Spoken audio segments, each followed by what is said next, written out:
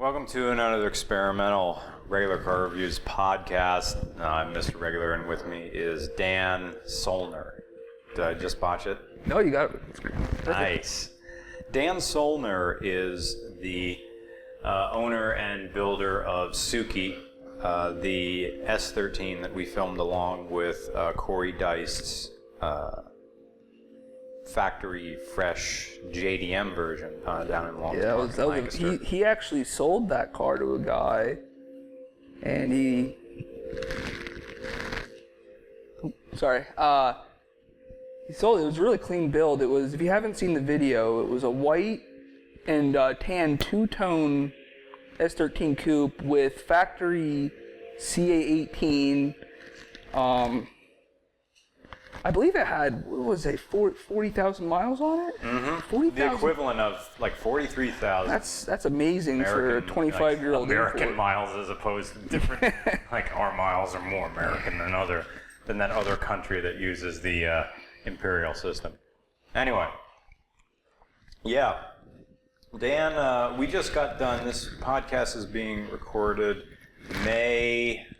is today the 30th or the 29th? I believe it's still the 29th. It is the Sunday before Memorial Day. 29th. We just got finished building what I want to call the Soellner curve, which is going to be I'm going to name like different parts of the exhaust on the Falcon. You made the curve that goes up and over the rear axle on the car, and you made it in 3 sections. We have yet to install it. That's probably going to be the very last video for the Vagabond Falcon. Bruce got it running, and I'm going to have to put this podcast up after Operation Vagabond Falcon 21, which is what the video we shot today, and then a few days before.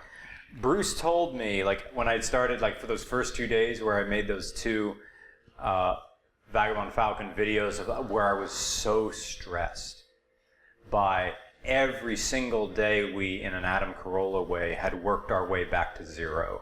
One of those days where you start off with a goal, and you screw up, and you got to work back to zero again. So, the big thing was the push rods of the engine.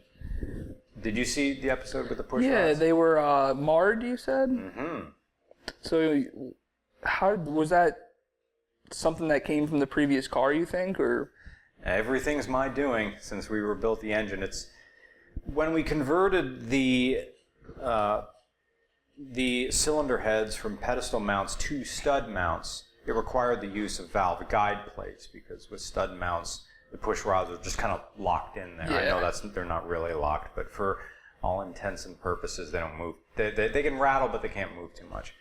But since you took the pedestal mounts out, now they're just flopping in their holes. Jeez. So, but then you put the guide plates in there to keep them steady, which would work. But ours, we put them in, were way too tight. Now, we anticipated if you put regular push rods up against guide plates are hardened steel. They would chew through regular push rods. So we put in hardened steel push rods from Summit. They were $30 ones. And those guide plates chewed them up.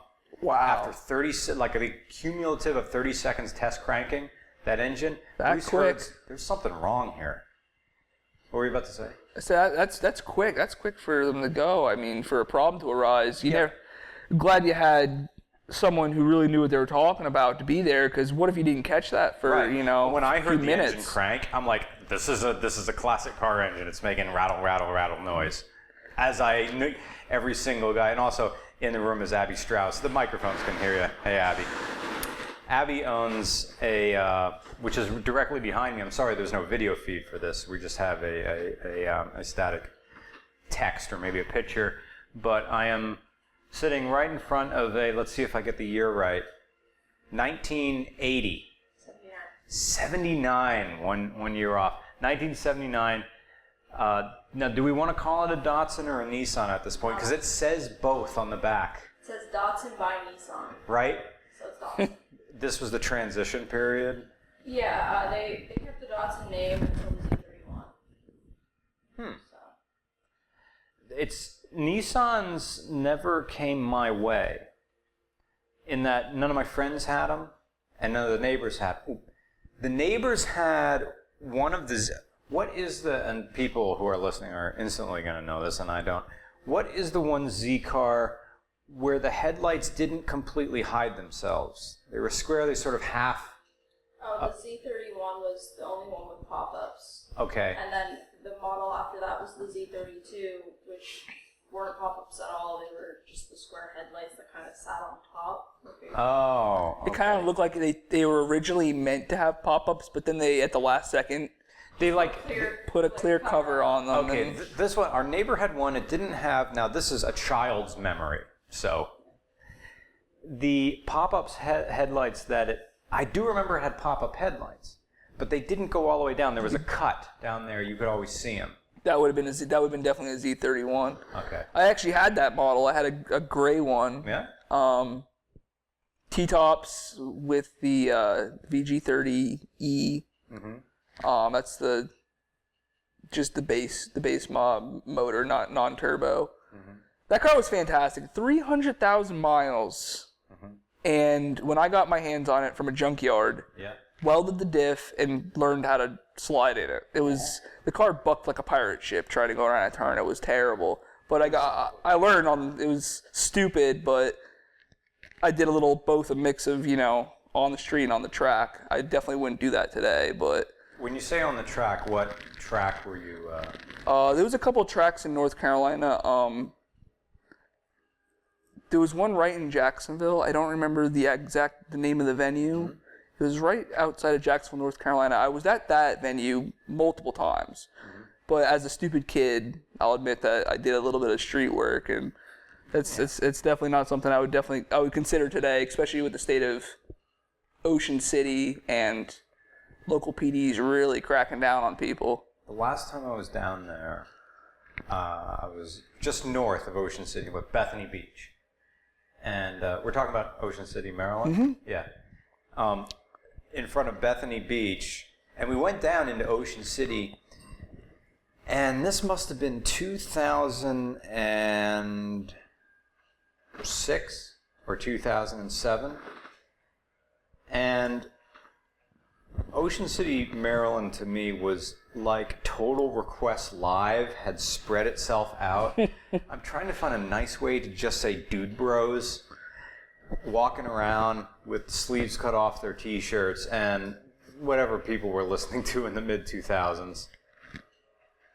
Drake. Kid Cudi. A lot of Beyonce. Shakira. That was a big one in the clubs. What was big? That would have been mid-high school for me. Early high school. Yeah, that era was... Because we're coming right off of Fast and the Furious. A lot of dance songs. Yeah. I remember in high school. Everyone was doing just dance beats. There wasn't any... The DJ thing had worked its way out. Like with... I don't want to rag on Sugar Ray because I did listen to a podcast with Mark McGrath and Greg Fitzsimmons together. And... he said, yeah, I'm kind of stuck in the 90s. I'm never getting rid of just the little blonde thing right. We come from a nostalgic people. We're definitely one of the more nostalgic, generations. Right. Nostalgic even for the recent past. Well, you got to understand, when we were very young and our parents could reap the benefits of it for many people, the 90s boom happened. Right. I mean, the 90s boom helped, everyone out with technology. Economics. We had VTech computers, in, school. They were terrible, but it was new. And I think a lot of changes happened. Computer class when I was in high school and now when I was in high school, it was 1996 to 2000. Mm-hmm. And the computer class was taught by Mr. Kramer, who is also the basketball coach. And we had IBM computers running Windows 3.1.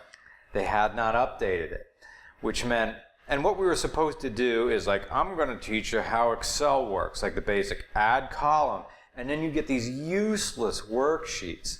where you had to complete these things. And this multi-skills for business, whatever class this is, it doesn't count toward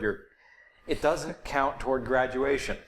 Oh, man. You can get straight F's in this, and like I had SAT prep taught by Miss George, or is it Mrs. George? We went to the same high school. We did. Yeah, but at different eras. So during different cycles of teachers. The previous teacher you mentioned was still there when I was in. Mr. Kramer. Mr. Kramer was still there. As people listen to this podcast, like, let's talk about this really specific school that no one goes to. It's important. Pay attention. Right.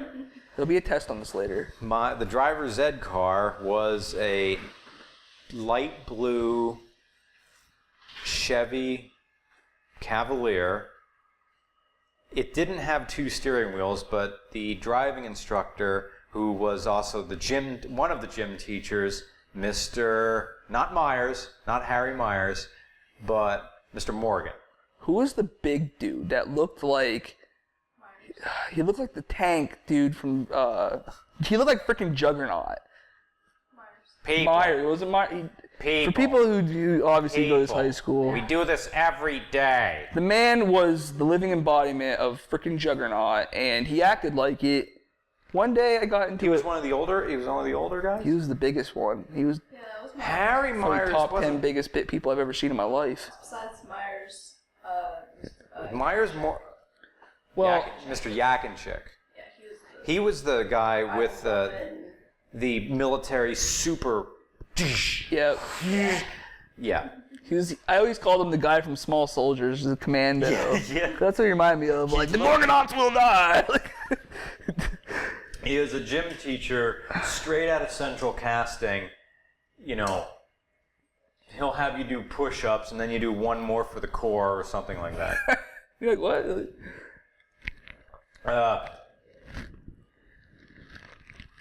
One more for school spirit.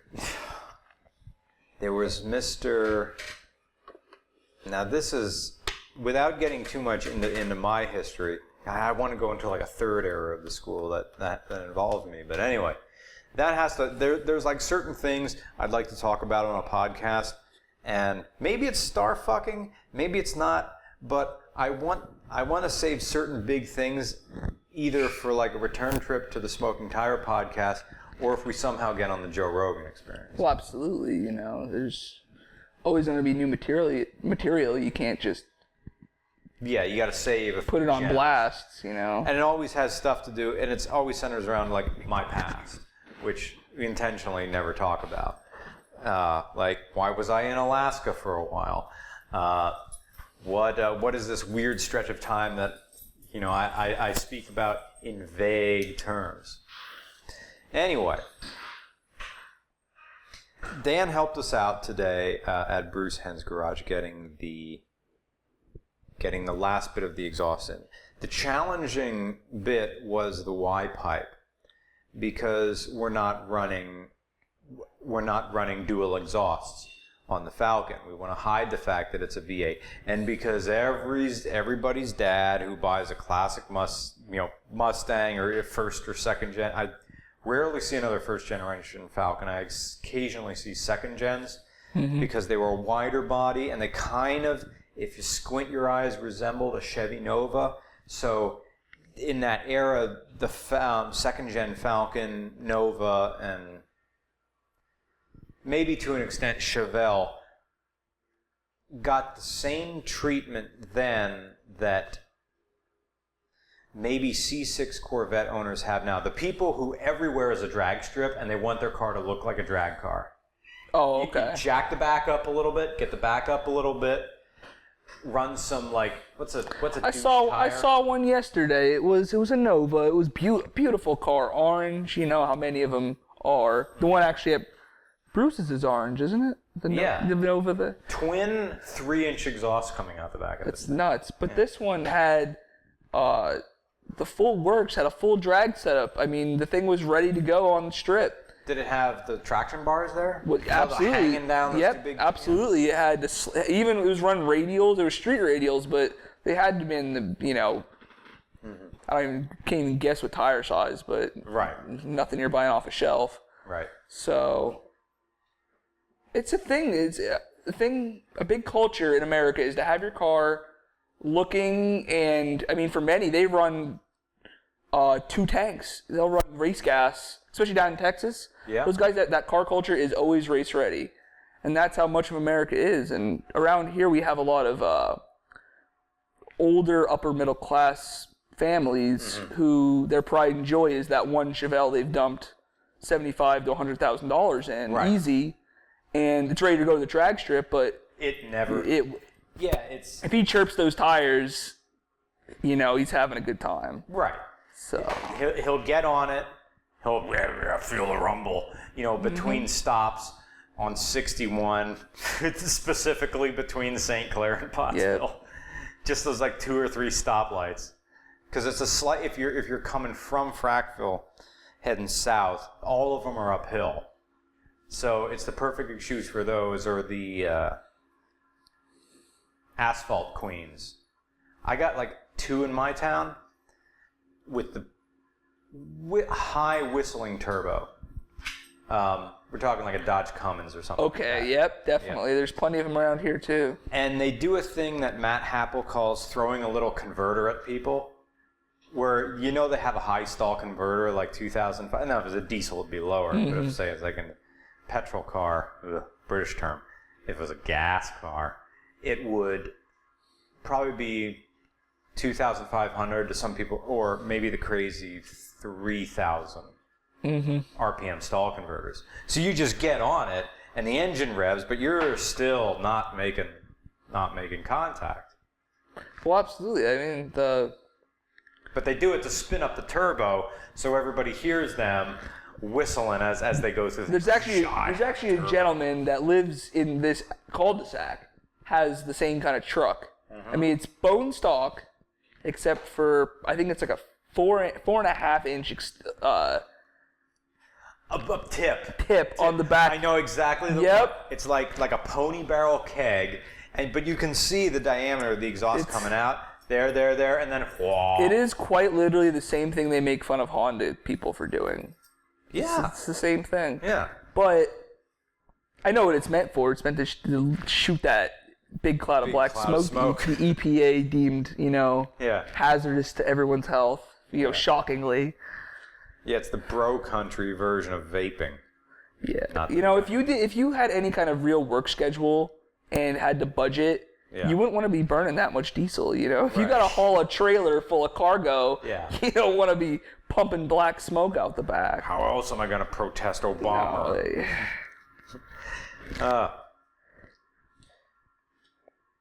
It'd be neat if I was like periscoping this, or we could get some questions. Oh, hey, why don't I do exactly that?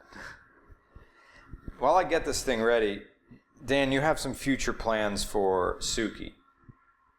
Would you like? No, your new project car that you were talking about. It's a Honda. Either an EF or an EG hatch is my next project I'd like to work on. It's more of a. There's many cars today that are inspired by, including the car I just got done working on, Suki. It's inspired by a car from Japan I like very much. And it's not a problem in America. It's just the way we do things. Everything's inspired by. Well, I like a lot of like our buddy Corbin. He goes the car is inspired. Which Corbin? Goodwin? Yes. Oh, okay. With his Rolls. Right. People like him, and there's hundreds of thousands of them in America.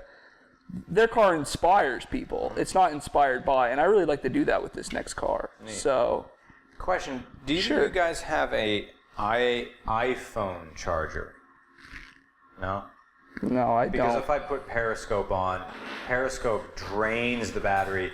Like it's at. Oh yeah, it's kind of charged. It's an iPhone 5. Thanks. If you ever use Periscope, because Periscope is instant web broadcast. Oh, cool. But that eats the battery on this. It's at 95 now. If we do it for a little while, we'd drain it right to 50. Well, I mean, it's amazing technology in a tiny little box. It's gonna eat the battery. I'm still rocking 2 phones though. The equipment we needed 10 years ago to do this. Right. Compared to I'm just trying to do this on my phone, but Yeah. Yeah, I'll set up it like when people used to do. You needed a webcam. You needed to have cable internet because for a while my parents just had dial-up. Mm-hmm. You're connected to our current Wi-Fi? Yeah. Okay, great. And then you needed a microphone. And I'm going to do a webcast, and your resolution is like 160 by something. Yep. And your frame rate was like maybe 10 frames a second. But there were people who did that, and I knew a few who. Back then, we didn't call it podcasting. I called it internet radio, because there wasn't really a word for it. Because this predates, the Apple iPod. Mm-hmm. I remember when that came out. Gosh, it may have been 2004. I was still in college at Kutztown, and I remember seeing a few people with it, and I'm like, what were they? They were like $200 or something like that. Mm-hmm. And the, thanks for turning away. Excuse me. We're testing out lavalier microphones that allow us to just move around, and you don't have to stay on mic. And which is a term for. To staying on mic means keeping your mouth in front of the microphone. That's what staying on mic is. But since these clip right to our shirts, you can just keep going. Oh, that's neat. See, I'm new to this. It's a really cool little piece. Mm-hmm. It also looks like a taser. He's referring to the Zoom H4 handy recorder. The receiver for the mics are plugged into. And I have these mics at different levels. I can change them right there. I hope I sounded like I was yelling the whole time, like in all caps. No, no, you were just a little bit higher. We'll fix it in post, and by that I mean Audacity. Am I allowed to name drop what I'm sipping on, or? Yeah. Oh yeah. The beer? Yeah. I'm gonna go grab another one real fast. Didn't find one? No. Okay. So we won't. You can just go on Facebook and have people ask questions. Yeah, I could do that. You get the laptop out. The laptop.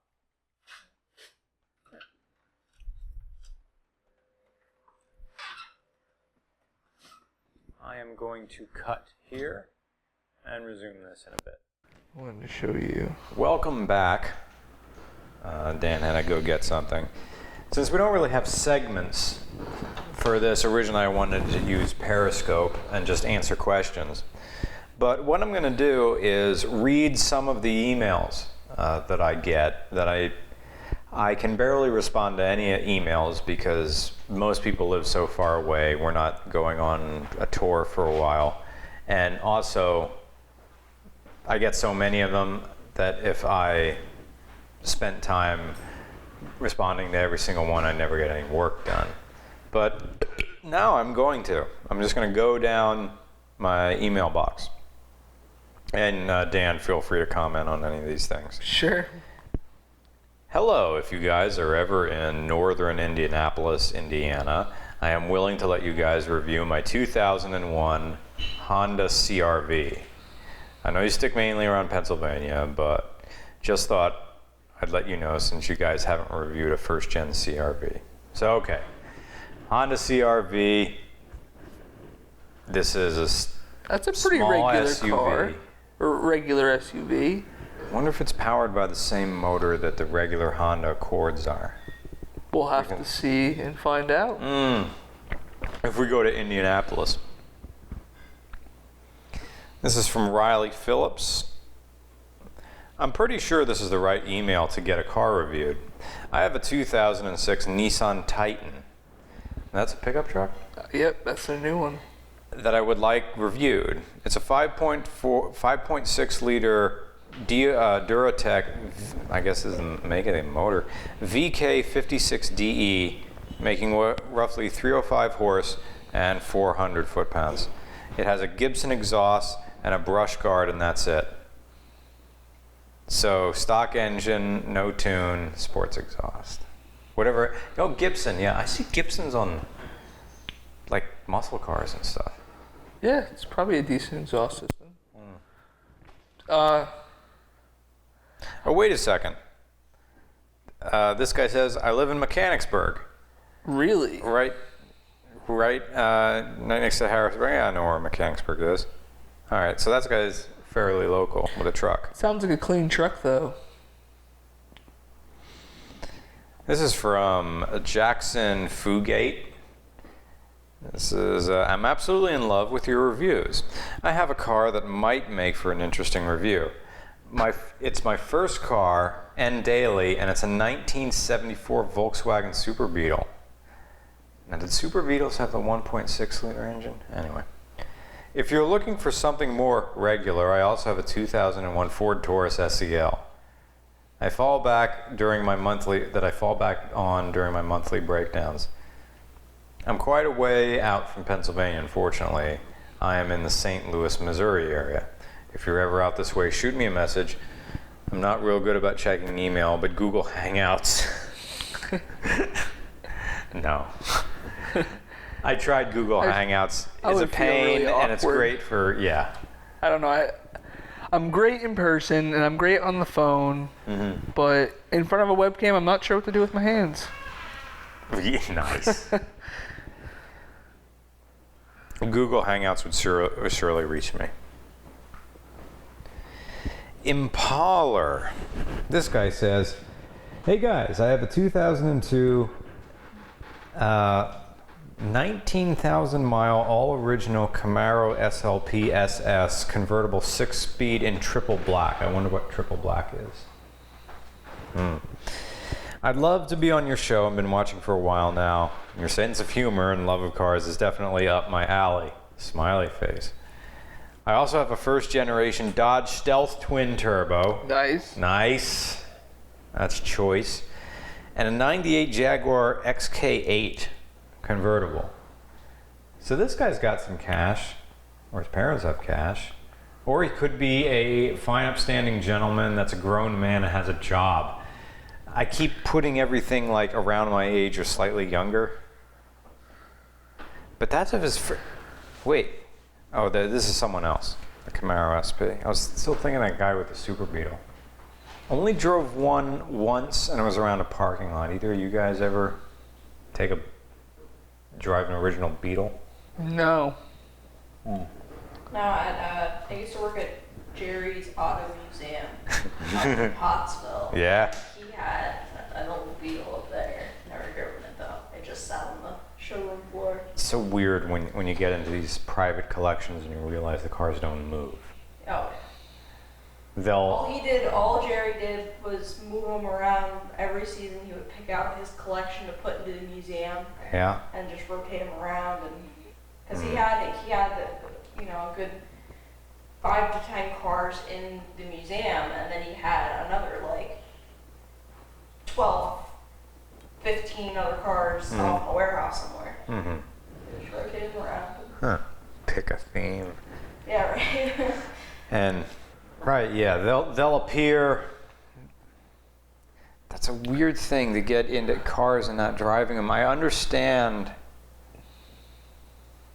the banking on cars going up or down in value. Well, with that being said, I mean it seems whenever he got a new one, he would drive that one around. I think he just had too many to pick. Right. Because he bought a Studebaker Monty when I worked there, and he was driving that around. I mean, that was cool. But I wonder where the line becomes.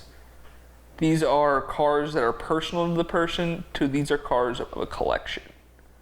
How many cars does it take for those to be like, when you have 2 project cars, these are your 2 babies? Yeah. Is it still that way when you have 36 cars? Can you spread your love out? Yeah, how much love is there to go around? Right. I felt weird when I owned 3 motorcycles at one time. I had, at the time, I had a 93 Suzuki GS500, a 1984, early 80s Honda GL500 Silverwing, not with bags though. Do you know the bike? Transverse V across, push rod engine that revved to 10,000 RPM, air suspension stock. from Wow. the 80s. That's And by great. air suspension, I mean hook up a bike pump to it. Well, I think the only other ones that were going around that were the Honda. What's the fancy Goldwing. Goldwing? Yeah. I The almost silver said wing was Nightwing. made as the baby one. I actually, for my first motorcycle, I'm thinking of taking the Goldwing and keeping the front fairing, keeping the front windshield. Maybe stripping just a little bit out just to make it a little lighter up front. Taking the whole back end, just making it a regular motorcycle in the back. And I want to talk to someone who has one to see if that'll be way too top heavy. But I've always liked the idea of having a motorcycle with some technology in it. It doesn't have to be like, crazy. How far back are you going? I'm talking a late 80s to early 90s motorcycle. Okay, you're getting ones with tape decks. There was one of the professors at Kutztown when I worked there as a graduate assistant had like a 76 Goldwing, and it was like a basic Harley. Like there were no electronics on it. It was just demonstrating that this is a big, comfortable bike with lots of low end torque. Well, that's really what I'm interested in. Yeah, he didn't have. There were no. Of course, what in the 70s? What were we going to have, an 8-track there? Some of them had radios, but they were big head units in the 70s. Yeah. Like there's like a Harley once down at Schaefer's that had a unoriginal radio from like it was like a 60s dress or whatever they were using, and this thing sat above your gauges, and it was like a car head unit, like this square thing. And then they put some plastic trim around the outside to sort of make it look like it belonged there. But it was, Abbie, what's the name for those strips of metal that just have the holes down them and you use them to make like really cheap brackets? Is there a name for those things? But the holes, I think, grommets. No, it's used Goldwing. Yeah, it's a strip of metal about 1 inch wide and as long as you need it to be. Oh my gosh, yeah. And they're like mild steel and almost like pot metal. Just metal ties, I guess you would just... and you just cut a it, you just layman's get term. your tin snips off, and they'll probably cut through that. Yeah. And you use it to hang, like, I'm using one in the Falcon, just a little section of it, because the speaker,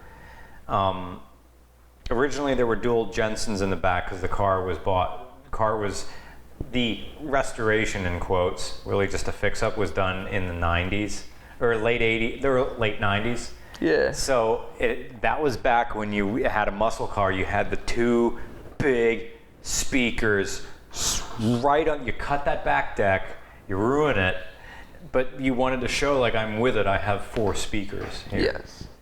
Of course, this is 79, and you had those are factory. Yeah, all the speakers in that are factory. Right. This was considered the more comfortable, cost more. It was a higher trim model than the other model. Excuse me.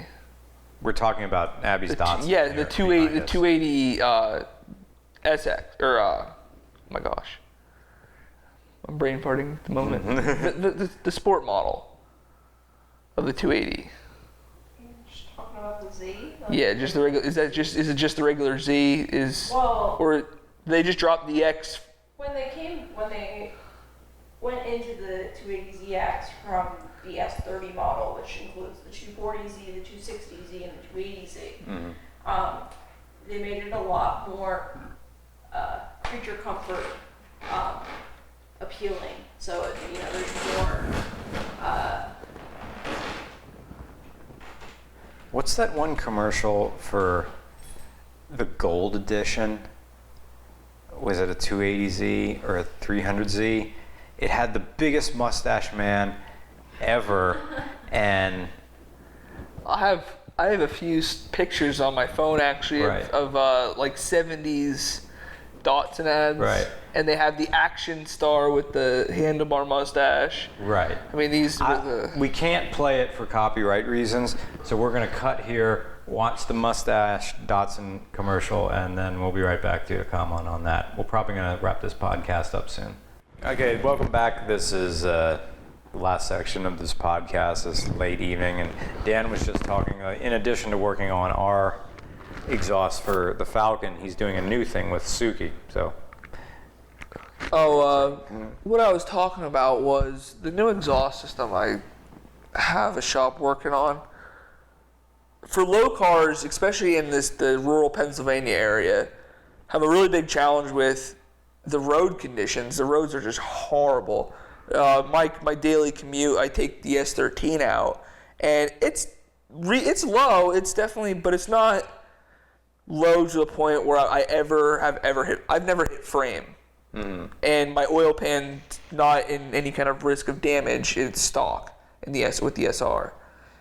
So it's kind of the medium ride height range. I feel is the best part. But the exhaust with that car, it doesn't give you a whole lot of room in the tunnel. You know how it tunnels through the car. Uh-huh. There's no room for exhaust. And with a turbo motor, most people want to go with a 3-inch exhaust. Mm-hmm. 3 inches, you can fit it, mm-hmm. but getting any kind of resonator, exhaust system, muffler, anything underneath there is next to impossible. Mm-hmm. So what we decided to do, I traded with a kid. He was a really nice guy I met on one of the PA 240SX forums. It was just an eBay Apexi N1 replica. But it had really nice welds, and it didn't seem like a piece of crap. The stainless was decent quality, mm-hmm. so we traded. I had a set of blast pipes before that with the upswept from the review that you saw. Right. Those are really nice. They were great. They muffled the sound, but I wanted something more modern, shiny. I like new shiny things, and they were just kind of getting. Mm. But they had the OG factor. They definitely had the OG with the motorcycle. Am I allowed to do a shout out to the shop that it was JDM Automotive in North Carolina. They're crazy nice, mm-hmm. and so but they're gone. They're off to a new owner, so I really hope he enjoys them. It's on a white S13 convertible, I think. Mm-hmm. It's really nice, real clean. He's getting a KA in it now, mm-hmm. so with those blast pipes with it'll look really nice in that car. New system to deal with these terrible road conditions had a big fat resonator on it. And that just was, I had the car on boards. I had the car on 2 1-inch boards. And I put the car down, and this resonator just got beached on it. Anyone who's ever been around the Apexi N1s and the dual N1s, they just know they're hanging low. I'm trying to follow you with some of this stuff. I'm unfamiliar with brand names. But the particular exhaust, it comes down 3 inches, and then it splits at a Y to 2.5s, goes to a big fat resonator. And maybe this is just big fat because it's an eBay brand, but it's huge. It's probably 6.5 inches girth. Excuse me.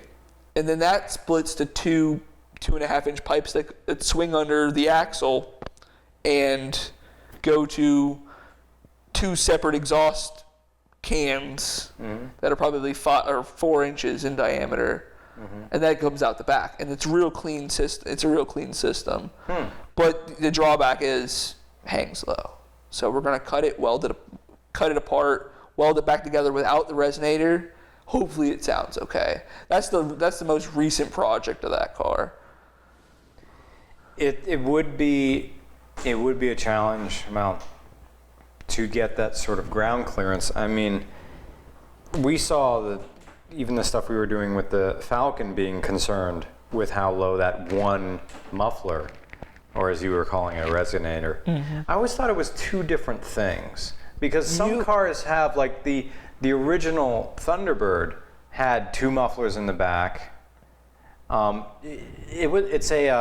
have the stock header down, like sort of mid-pipe section for probably all the Fox bodies use the same sort of things. Two coming down from the headers. They Y together, go into one catalytic converter, branch out again, go to 2 small resonators, go farther, and then there's another set of cables for a full muffler. Probably 2 mufflers that then go out the rear. Maybe those tiny little resonators were the only thing it had. It's an excellent question. They were about the size of Usually, 2 big, like, mugs. Like these. Yeah. That's all the bigger the resonator was. About as thick too. usually name brand exhaust systems for older vehicles usually come with a muffler or a resonator and then a muffler system.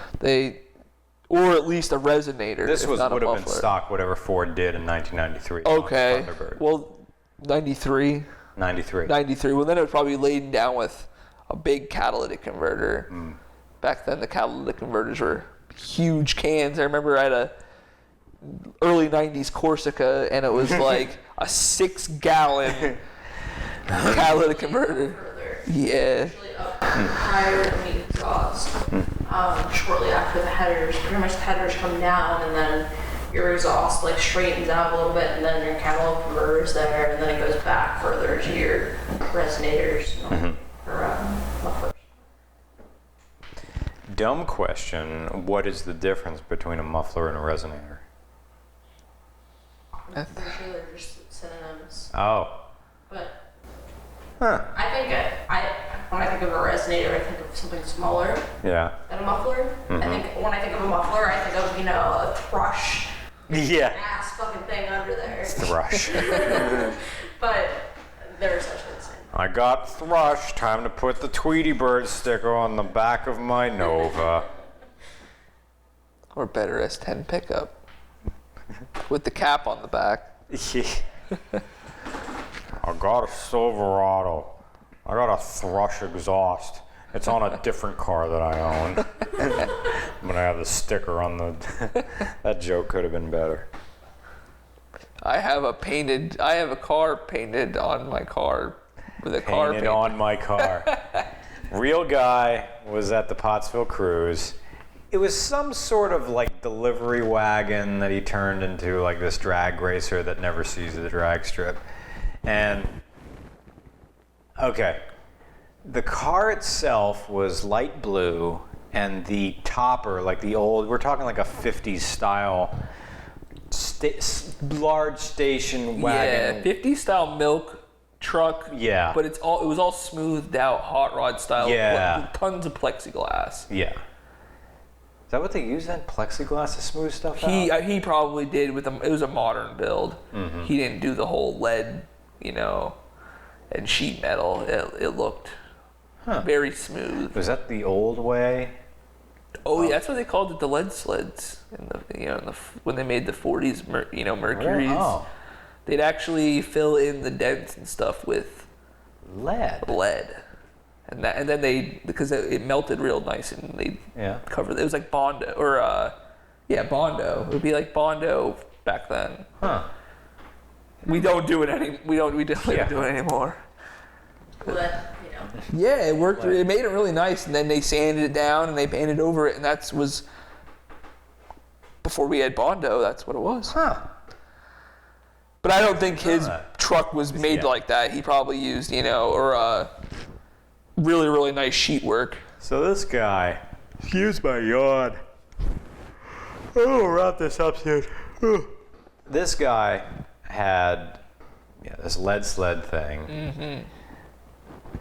ZZ Top album looking stuff. It was fuzzy inside. He had the fuzzy dice. No, the interior was fuzzy too. Oh. The armrests and stuff were fuzzy. Oh. Yeah, it was awesome. I have a plastic car. Time to make the inside look like a McDonald's play place. Hey, that was the style back then. Winga-dinga-dinga-dinga-dinga-dinga-dinga-dinga-dinga-dinga. Shag, you gotta put the shag carpet in, man. Anyway. He had the picture inside the picture inside the picture. Okay, to explain this guy's truck, station wagon, winga-dinga, was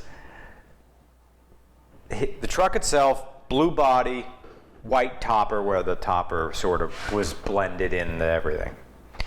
Now, on that white section of the topper was a drawing, like painted with the rest of the paint, was the image of the car. And Like, on it was that like doing a car, burnout. It was doing a burnout. It might have been doing a wheelie. It might have been doing a real like cartoon a wheeled wheelie. cartoony, yeah. Like the frame bending. Yeah, going up. And above it, in swirly typeface, it says cruising down memory lane. Now, the drawing of the car on the car had a very tiny, like someone with a little brush made a little outline of the very painting it was on, complete with trying to make tiny letters saying cruising down memory lane.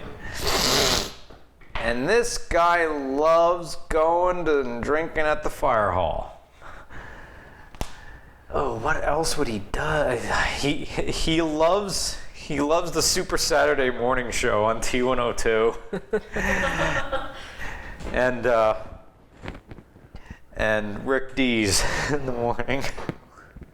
But what other things could you do with a truck like that? Its singular purpose is itself. Right. I need to. Everybody needs to know that I like driving this car, so I'll drive. Or it's definitely not a bad thing. I don't think there's many things in the automotive scene that are bad.